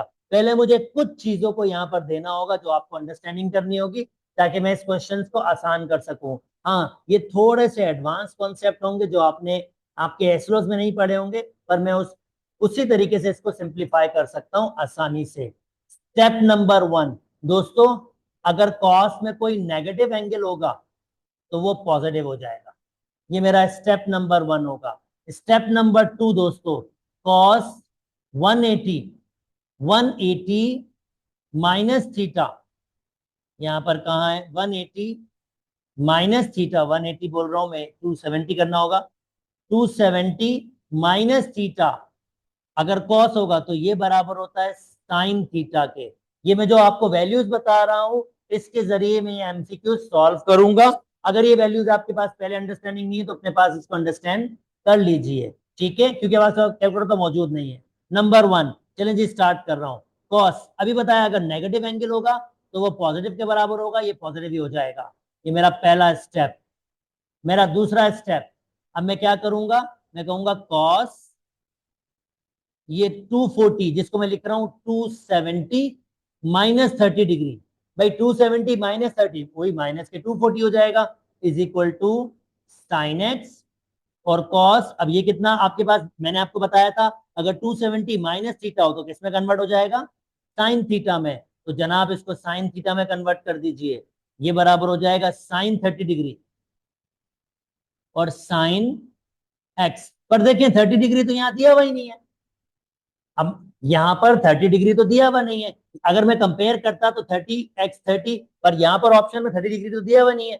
अब आप क्या करेंगे, आपको एक और छोटी सी आइडेंटिटी यूज करनी पड़ेगी। 180 माइनस थीटा, अगर साइन 180 माइनस थीटा होता है तो ये साइन थीटा के बराबर ही होता है। तो जरा नोटिस कीजिएगा मैं कैसे लिख रहा हूं दोस्तों, साइन 180 माइनस 30 डिग्री किसके बराबर होगा, साइन 30 डिग्री के। जैसे मैंने अभी आइडेंटिटी बताई, तो साइन 180 माइनस 30 डिग्री साइन 30, इसका मतलब यहां कितना बच गया, sine 150 degree is equal to sine 30। यानी साइन 30 की जगह क्या लिख सकता हूं मैं, 150 डिग्री, साइन 150, और 150 डिग्री आंसर दिया हुआ है। यानी एक्स का आंसर क्या होगा फिर आपके पास, 150 डिग्री। ऑफकोर्स ये काफी लेंदी प्रोसेस है, पर अगर मेरे पास कैलकुलेटर मौजूद होता साइंटिफिक तो ये पीस ऑफ केक था। मगर कैलकुलेटर नहीं है तो मुझे आइडेंटिटीज ही यूज करनी पड़ेंगी, इसके अलावा और कोई ऑप्शन हमारे पास बनता नहीं है। जी हाँ, टेक्निकल था, इसमें कोई दो राय नहीं है। अच्छा जी, नाउ नेक्स्ट, पैथागोरस की दुनिया में आ गए। ट्रिग्नोमेट्री के बहुत ही अच्छे और शानदार एमसीक्यूज बनाए थे। I have to say that कि उन्होंने यहाँ पर ठीक ठाक स्टूडेंट्स को से काम लिया, ठीक ठाक स्टूडेंट से काम लिया। Okay, if the length of a side of a right angle, okay right angle triangle आ गया, और ये रिपीट भी हुआ है पिछले किसी ईयर में, मैंने ये देखा भी है। राइट एंगल ट्राइंगल है, पैथागोरस आपके पास आ गया भाई दोस्तों, पैथागोरस तो ओके। तो 5 5 ऑफकोर्स, अगर दो साइडें 5 5 हैं तो वो बेस और परपेंडिकुलर हो सकती है, वो हाइपोटेन्यूस हो ही नहीं सकती, क्योंकि हाइपोटेन्यूस सबसे बड़ी साइड होती है। तो इसने देखो इनडायरेक्टली हिंट दे दिया, इनडायरेक्टली हिंट दे दिया कि आपके पास हाइपोटेन्यूस क्या होना चाहिए। तो इसने दो साइडें सेम करके, क्योंकि हाइपोटेन्यूस तो सबसे बड़ी साइड होती है, तो पैथागोरस यूज करूंगा, a+2 होल स्क्वायर, तो ये किसके बराबर हो जाएगा, 5 स्क्वायर एंड 5 स्क्वायर। तो ये हो जाएगा आपके पास a² प्लस 2ab। बल्कि मेरे ख्याल में मैं शायद इससे भी शॉर्टकट यूज कर सकता हूं, इसको ऐसे ही रखें, 5 का स्क्वायर 25 और 25, तो ये दोनों ऐड करेंगे तो 50 हो जाएगा। अब रेडिकल ले लेता हूं भाई, प्लस माइनस तो आएगा नहीं, लेंथ की बात कर रहा हूं ना, नो प्लस माइनस। तो a+2 बराबर हो जाएगा रेडिकल 50, और 2 को वहां शिफ्ट कर दीजिए। तो और यार रेडिकल 50 को भी तो लिख सकते हैं 25 मल्टीप्लाई बाय 2, और ये 2 उधर जाएगा तो -2 हो जाएगा। तो a बराबर हो जाएगा 5 पहले आ जाएगा, रेडिकल 2 -2, यानी सी मेरा ऑप्शन। पर आप नोटिस कीजिए किस तरह से आपके पास ये एमसीक्यूज ठीक ठाक स्टेप्स हैं, ये ठीक ठाक क्वेश्चंस हैं, ये स्टेप्स हैं। तो इसका मतलब है आप ये ठीक ठाक सॉल्विंग आपके पास कर रहे हैं। चलें, शायद थोड़ा सा आसान क्वेश्चन इस बार दिया। अगेन पैथागोरस का लग रहा है मुझे। In the giving figure if A से बी, ए से बी कितना दिया हुआ है 5, ए से सी कितना दिया हुआ है 3, तो क्या फाइंड करना है बी से सी। तो ये एक्स्ट्रा ट्राइंगल क्यों दिया उन्होंने, कंफ्यूज कर रहा है। तो बी से सी एक राइट एंगल ट्राइंगल है आपके पास भाई, ये 90 है तो ऑफकोर्स ये भी 90 होगा। 90 के अपोजिट हाइपोटेन्यूज, इसको एक्स कह देता हूं। 5 का स्क्वायर बराबर हो जाएगा एक्स का स्क्वायर प्लस 3 का स्क्वायर। ए बी से सी फाइंड करना था, यस 25, ये 9 इधर आएगा माइनस का हो जाएगा भाई, 3 का स्क्वायर 9 होता है ना। तो ये 16 इधर एक्स स्क्वायर, ये थोड़ी देर पहले भी सॉल्व किया था मैंने, और 4 इसका आंसर होगा। तो 4 इसका करेक्ट आंसर है। एक्स्ट्रा जो दिया वो सिर्फ कंफ्यूज करने के लिए, कि स्टूडेंट कंफ्यूज हो जाए। अच्छा जी, अब थ्योरम्स की दुनिया में तशरीफ ले आए हैं। थ्योरम्स आपके पास है, in the giving circle with the center O, PS is perpendicular, P से S। भाई दोस्तों परपेंडिकुलर का मतलब 90 का एंगल बनाना, ठीक है। और हम ऑलरेडी थ्योरम्स में जानते हैं 90 का एंगल बनाएगा तो ये इसको दो इक्वल पार्ट्स में तोड़ेगा, ये ध्यान में रखिएगा। अब कहता है if O O Q S, O Q S, तो भाई ये ओ क्यू एस तो बनाना पड़ेगा। So O Q S, O Q X कितना दिया हुआ है 72 के बराबर, ठीक है। और आपसे क्या फाइंड कर रहा है R O S, R O S. अच्छा जी, इधर से उधर दुनिया लेके जा रहा है हमें। चलें जी, ये फाइंड कर लेते हैं आर ओ एस। जनाब आइसोसेलेस ट्राइंगल रेडियल सेगमेंट है ना भाई, रेडियस तो बराबर होता है। आइसोसेलेस ट्राइंगल लाइन में पढ़ा था आपने, अपोजिट एंगल्स बराबर होते हैं। तो ये कितना होगा, ये भी 72 होगा जी, ये भी 72 होगा। और ये छोटा पीस ट्राइंगल का अगर मैं इसको एक्स कह दूं, तो ये छोटा पीस ट्राइंगल का x plus 90 plus 72, x plus 90 plus 72 is equal to 180। और 180 से आपको माइनस करना होगा 72 माइनस 90, तो आंसर आपके पास 18 डिग्री आ जाएगा।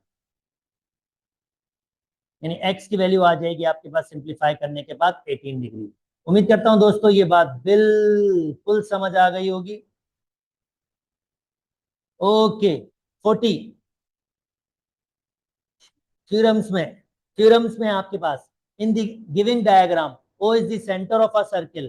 भाई O centre of a circle है, इफ ओ ई, ये ओ ई और ओ एफ बराबर हो तो जाहिर बात है भाई आपको पता ही है कि ये कॉर्ड बराबर होते हैं। फिर ये कॉर्ड बराबर होते हैं आपके पास, ए से बी बराबर होता है सी से डी, तो ए से बी सी से डी, बी आपका करेक्ट ऑप्शन होगा।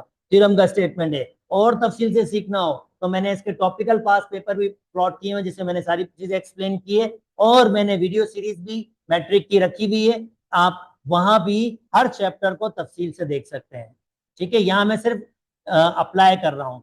ओके जनाब, नेक्स्ट एक और मजे का एमसीक्यू नजर आ रहा है मुझे। कहता है in the giving diagram AP and PB tangent. भाई ये टेंजेंट की खासियत, जब भी वर्ड सुन लें टेंजेंट, एक बात तो जल्दी से समझ लें, ये टेंजेंट क्या होते हैं, रेडियल सेगमेंट, यानी एक लाइन सेंटर से स्टार्ट होती है और मीट करती है टेंजेंट पॉइंट पे, इसे ये रेडियल सेगमेंट होती है। ये हमेशा 90 का एंगल बनाएगी भाई, ये हमेशा ध्यान में रखना, ये 90 का एंगल बनाएगी, और 90 का एंगल बनाएगी तो इसका मतलब ये राइट एंगल ट्राइंगल है। ओके, नेक्स्ट कहते हैं are two tangent to a giving circle with center O at a point A and B respectively, then the length of AP।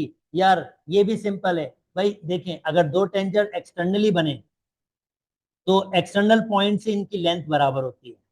अगर इसकी लेंथ C है तो A से B भी कितना होना चाहिए, C होना चाहिए। अगर दो टेंजेंट एक्सटर्नल पॉइंट से बनेंगे तो जो इनकी लेंथ होती है, ये लेंथ मैं स्पेसिफिक वो लेंथ आपसे शेयर भी कर लेता हूं ताकि आप उसको देख सकें, आइडेंटिफाई कर सकें। ये लेंथ की बात कर रहा हूं, ये लेंथ और ये लेंथ एग्जैक्टली बराबर होती है। तो उसने ए से पी कहा है, तो ए से पी बराबर होगा बी से पी के, यानी सी। सी और सी आपके पास मजे की बात सी ही है, तो ये आपका करेक्ट ऑप्शन होगा। चलें जी, नेक्स्ट मूव कर जाता हूं। लास्ट कुछ एमसीक्यूज रह गए हैं, वो डिस्कस कर रहा हूं। हाँ जनाब, दिस इज इंटरेस्टिंग।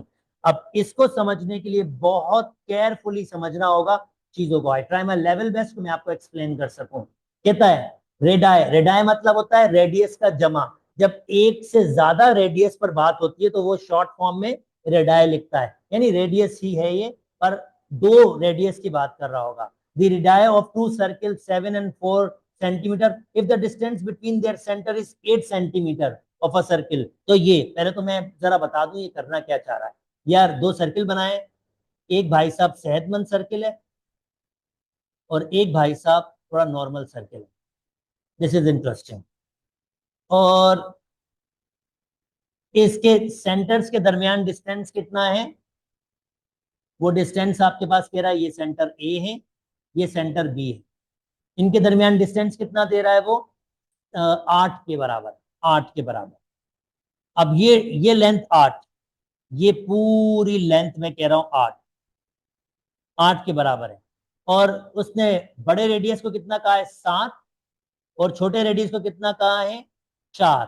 अच्छा, अब अगर ये 7 है और 4, तो ये सर्किल इतने दूर तो हो ही नहीं सकते, क्योंकि ये टोटल लेंथ कितनी दी हुई है? ए से बी तक की लेंथ कितनी दी हुई है? 8 दी हुई है। और अगर मैं सर्किल की रेडियस ही ऐड करूं तो वो 8 से ज्यादा हो रहे हैं। वो कितने हो रहे हैं? 11। इसका मतलब सर्किल इतने दूर तो नहीं हो सकते। तो इसका मतलब सर्किल क्या होंगे? ये, अगर मैं इतने भी करीब लेके आता हूं, फर्ज करता हूं, मैं जस्ट आपको एनालाइज करवाना चाह रहा हूं, जस्ट एनालाइज करवाना, अगर मैं इसको टच भी करता हूं, जैसे ये दिस वन लाइक दिस, ये बी, तो यार ये 7 है और ये 4 है। अभी भी इसको ऐड करूंगा तब भी कितना आ रहा है? 11। और वो मुझे क्या कह रहा है? इनके दरमियान डिस्टेंस कितना है? 8 है। तो इसका मतलब ये ऐसे बाहर भी नहीं हो सकते। ना ना ना ना, क्योंकि 11, इसका मतलब ये एक दूसरे से टकरा रहे होंगे। यानी मुझे क्या करना होगा? इसको अंदर लेके आना होगा ऐसे। जी, इंटरनली भी नहीं, इंटरनली आपके पास पॉसिबल नहीं होगा। क्योंकि पॉसिबल क्यों नहीं होगा, मैं आपको वो भी एक्सप्लेन कर देता हूं। ये तो सर्कल वापस ले आऊं, देखें। ओहो, इंटरनली के लिए भी अगर ये, जैसे एक कंडीशन आपके पास और होती है ना, इंटरनली भी होता है, ऐसे भी होता है। तो ये भी नहीं हो सकता, क्योंकि इंटरनल की शर्त क्या होती है? बड़ा रेडियस छोटे रेडियस से माइनस होता है। 7 माइनस 4 तो 3 होता है। तो इंटरनली के लिए 3 होता है, पर डिस्टेंस कितना दिया है? वो तो 8 दिया हुआ है। इसका मतलब इंटरनली भी नहीं होगा आपके पास। तो ये कुछ ऐसे टकराएंगे, ये कुछ, ओहो, यस, ये कुछ ऐसे टकराएंगे। ये ना ही एक्सटर्नली होगा ना ही इंटरनली। ये यहाँ पर बी होगा और ये डिस्टेंस कितना होगा? टोटल 8 होगा। तो ये वाला 7 होगा और ये वाला ओवरलैपिंग हो रहा है 4 होगा। इसी तरीके से। तो अब देखें, काफी टेक्निकल एमसीक्यू था।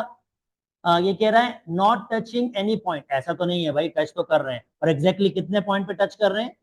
2 पॉइंट पे टच कर रहे हैं। Touch each other internally, touch तो नहीं कर रहे, ये इंटरसेक्ट कर रहे हैं। टच ईच अदर एक्सटर्नली, ये भी नहीं है। Intersect each other at 2 points, तो ये 2 पॉइंट पे इंटरसेक्ट कर रहे हैं। काफी टेक्निकल एमसीक्यूज था, काफी इन्होंने अच्छी चीज बनाई थी। उम्मीद करता हूं दोस्तों आपको ये वाली बात भी समझ आ गई होगी। That's nice, that's really nice. अच्छा जी, अगेन जल्दी जल्दी अब इसकी भी इंफॉर्मेशन आपके पास। अगर आई रिपीट, मैंने टॉपिकल पास पेपर बनाए हैं सर्किल थ्योरम्स के। हर चैप्टर के टॉपिकल पास पेपर बनाए, उसकी प्लेलिस्ट अलग है।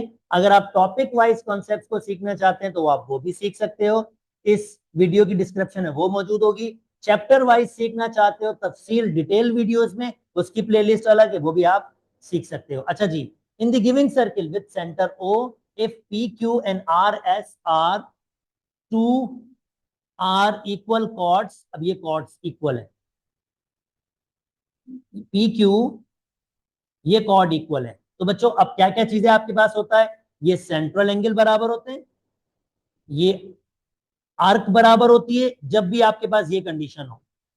ये सेंट्रल एंगल बराबर ये आर्क बराबर होगी, और मजे की बात ये सेंट्रल एंगल भी इसके बराबर होगा क्योंकि वर्टिकल अपोजिट है, और ये आर्क भी इस आर्क के बराबर होगा। तो देखें अब उसने क्या क्या बातें की देख लेते हैं।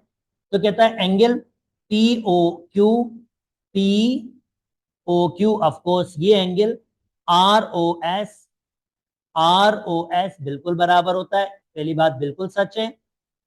P O R angle, P P O R ये वाला एंगल, Q O S, Q O S बिल्कुल बराबर होता है, वर्टिकल अपोजिट है, ये भी बराबर है आपके पास।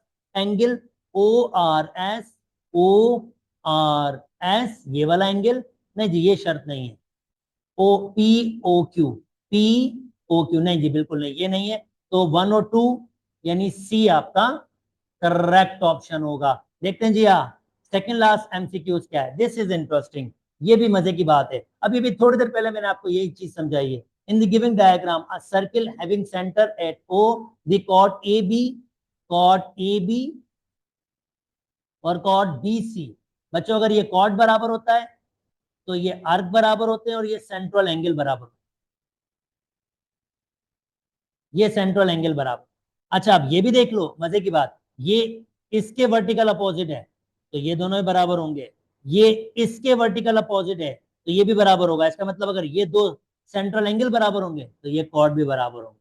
दिस इज इंटरेस्टिंग, यानी घूम फिर के आपके पास चीजें बराबर हो गई हैं, तो ये दो कॉर्ड्स भी बराबर होंगे। अब इसने क्या कहा है, if the length of a chord B C 1/2 A, B C किसके बराबर है 1/2 ए के, तो ये हमसे कह रहा है the sum of the length of D E and E F. अब मुझे पता है अगर ये 1/2 ए है तो ये भी 1/2 ए है, क्योंकि लेंथ कॉर्ड बराबर होंगे, और मजे की बात इसी सीक्वेंस से ये भी बराबर होंगे, 1/2 है। और मुझे क्या कह रहा है दोनों का जमा चाहिए, तो 1/2 ए एडिड विथ 1/2 ए, दोनों को जमा करेंगे तो 0.5 ए, 0.5 ए 1 ए के बराबर आ जाए, यानी सिंपली ए हो जाएगा, और बी मेरा करेक्ट ऑप्शन है। अच्छा टेक्निकल एमसीक्यूज बनाया था, बहुत अच्छा, और technical MCQs again indirectly discuss किया इसने, ठीक ठाक। लास्ट एमसीक्यूज और निस्बतन वो आसान है as compare to this one. Giving inscribe triangle, ये इंस्क्राइब ट्राइंगल है, ट्राइंगल अंदर बनाया इसने, where O is the centre of a circle, the value of x. Okay x x, अब एक्स को जान कैसे जाएंगे, पहली बात ये रेडियल सेगमेंट है भाई, ये भी 60 होगा भाई, ठीक है, और ये भी 60 होगा भाई, क्योंकि ये और ये आपके पास क्या है, दो रेडियल सेगमेंट है, रेडियस है ना रेडियस, तो तीसरा भी 60 होगा, क्योंकि आपको पता है अगर दो एंगल 60 है तो तीसरा भी 60 होगा। आप चाहो तो यहां से निकाल सकते हो, x plus 60 is equal to 180 करके, यानी स्ट्रेट लाइन के एंगल से। तो x डिग्री किसके बराबर हो जाएगा 180 माइनस 60, और x बराबर हो जाएगा 120 डिग्री के, और सी मेरा करेक्ट ऑप्शन होगा। उम्मीद करता हूं दोस्तों आपको ये बात समझ आ गई होगी। अगर मेरी बात समझ आ रही है तो मेरी वीडियोस पसंद आ रही है तो मेरे चैनल को लाइक कीजिए, सब्सक्राइब कीजिए, और दोस्तों के साथ शेयर भी कीजिए। अपना बहुत बहुत बहुत ख्याल रखिएगा। अल्लाह हाफ़िज़।